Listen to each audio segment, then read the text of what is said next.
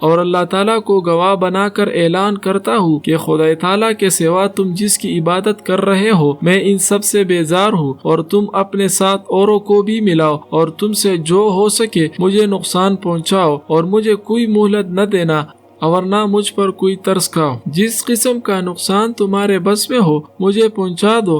السلام علیکم دوستو، آج ہم اس ویڈیو میں حضرت ہود علیہ السلام کے بارے میں بات کریں گے۔ اس سے پہلے ہم نے 4 انبیاء کرام کے بارے میں ویڈیو بنائی ہوئی ہے جو آپ ہمارے چینل میں جا کے دیکھ سکتے ہیں۔ حضرت ہود علیہ السلام کو اللہ تعالیٰ نے قوم عاد کی طرف نبی بنا کر بھیجا۔ ان لوگوں کا مرکزی مقام احقاف ہے جو حضرموت کے شمال میں واقع ہے۔ اس کے مشرق میں عمان ہے اور شمال میں ربع خالی۔ آج کل یہاں ریت کے ٹیلوں کے علاوہ کچھ نہیں ملتا۔ بعض مورخین کے نزدیک ان کی آبادی عرب کے سب سے بہترین حصہ حضرموت اور یمن میں خلیج فارس کے ساحل سے حدود عراق تک وسیع علاقے پر تھی اور یمن میں ان کا دارالحکومت تھا۔ یہ قوم بڑی زوراور اور بڑے بڑے قد و قامت اور قوتی جسمانی میں لاسانی تھی۔ اسی غرور و تکبر میں خدائے وحدہ لا شریک کو چھوڑ کر شیطانی پیروی میں اپنے ہاتھوں کے بنائے ہوئے بتوں کو اپنی مرضی کے مطابق پوج رہے تھے۔ انہی میں پروردگار جل شانہ نے اپنے فضل و کرم کے ساتھ حضرت ہود علیہ السلام کو مبعوث فرمایا۔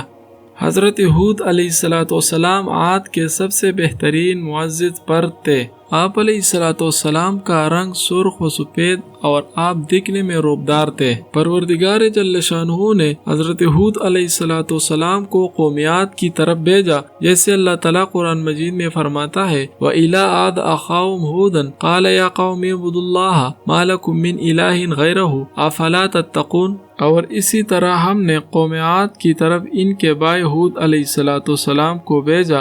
اس نے کہا اے قوم اللہ تعالیٰ کی بندگی کرو، اس کے سوا کوئی معبود نہیں، کیا تم انکار اور بد عمل کے نتائج سے نہیں ڈرتے؟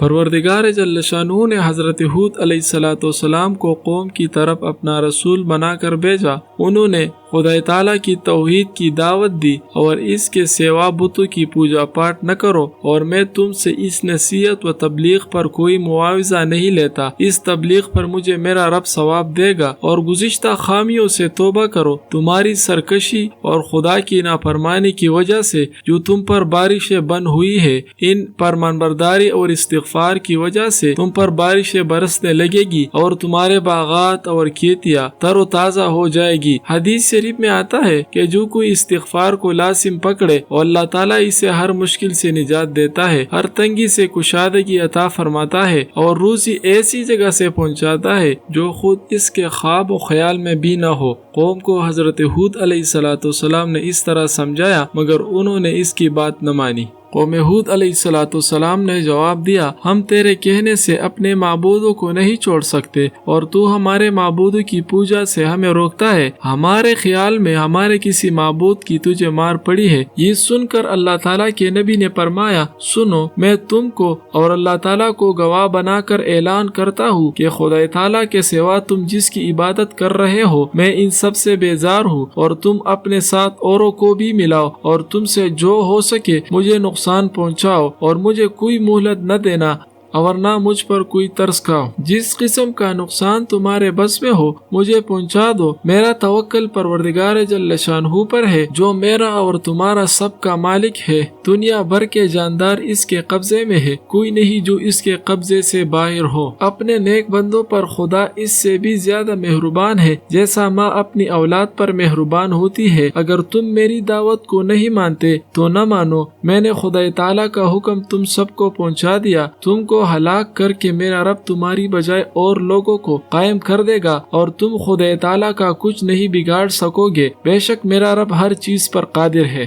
اور یہ بھی یاد کرو کہ تم کو پروردگار جل شانہ نے قوم نوح علیہ السلام کا جانشین بنایا، اور تمہاری دولت اور تمہاری نفری میں پروردگار جل شانہ نے ترقی دی، اور خدا تعالیٰ کے احسان اور نعمتوں کو یاد کرو تاکہ تم فلاح پاؤ۔ جب ہر طرح کی نصیحت سے قوم باز نہ آئی، ہمیشہ پیغمبر کی نافرمانی کرتے رہے، خدا کی نافرمانی کی وجہ سے ان پر بارش بند ہو گئی اور فصل اور باغات جل گئے۔ شاہ عبدالعزیز محدث محدث دہلوی رحمۃ اللہ تعالی علیہ نے اپنی تفسیر فتح عزیز میں یوں بیان کیا ہے کہ جب قوم عاد کے 70 آدمی مکہ مکرمہ بارش مانگنے کے واسطے گئے تو قوم عمالقہ وہاں آباد تھی۔ اس وقت مرثد کی قوم غالب تھی۔ جب یہ عادی وہاں پہنچے اپنا مطلب بیان کیا تو مرثد نے کہا یا کی دعا تم کو فائدہ نہ دے گی، تم اس پیغمبر یعنی ہود علیہ السلام کی بات مانو اور اس کی تابعداری کرو اور دین حق کو مانو تاکہ یہ بلا تم سے ہٹ جائے۔ عادیوں نے کہا ہم بغیر مطلب کے اگر واپس گئے تو ہماری قوم ہم کو ذلیل کرے گی، اب یہ کام جس طرح سے ہو یہاں سے ہو جائے۔ پھر مرثد نے ہی طریقہ بتایا، اس نے کہا کہ تم لوگ ننگے سر اور ننگے پاؤں حاجیوں کی شکل بنا کر صفا پر دعا مانگو کہ ہود علیہ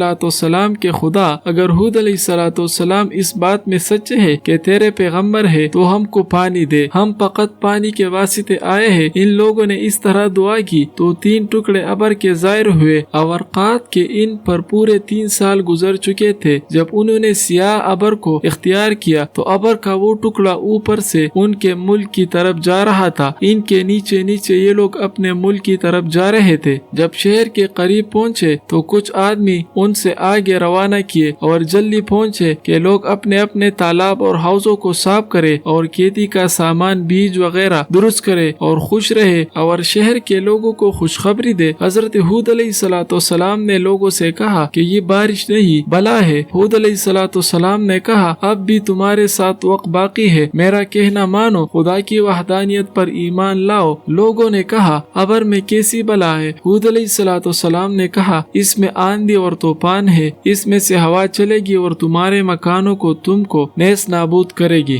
لوگوں نے جواب دیا تم ہمارے زور اور طاقت کو جانتے ہو، پھر ہم کو ہوا سے ڈراتے ہو، اس کی شدت اور تندی سے ڈراتے ہو۔ اسی گفتگو میں تھے کہ طوفانی ہوا چلنا شروع ہو گئی اور قوم عاد پر مسلط ہوئی۔ ہوا کی تندی اور شدت کو دیکھ کر لوگ اپنے مضبوط اور مستحکم مکانوں میں گھس گئے اور مضبوط رسیوں سے آپس میں ایک دوسرے کو باندھ دیا اور اپنے جانوروں کو بھی مضبوط زنجیروں سے باندھ دیا اور گھر والوں کو اونٹوں کے کجاؤں میں بٹھا کر باندھا، لیکن اس کی قہر کی ہوا نے ان اونٹوں کو کجاؤ سمیت اٹھا کر زمین پر دے مارا۔ اسی طرح وہ ہوا ان لوگوں کو اٹھا اٹھا کر مارتی رہی اور اسی طرح اللہ تعالیٰ نے ان سب کو ہلاک کر دیا سوائے ان لوگوں کے جو حضرت ہود علیہ السلام پر ایمان لائی، اس کو اللہ تعالیٰ نے بچایا۔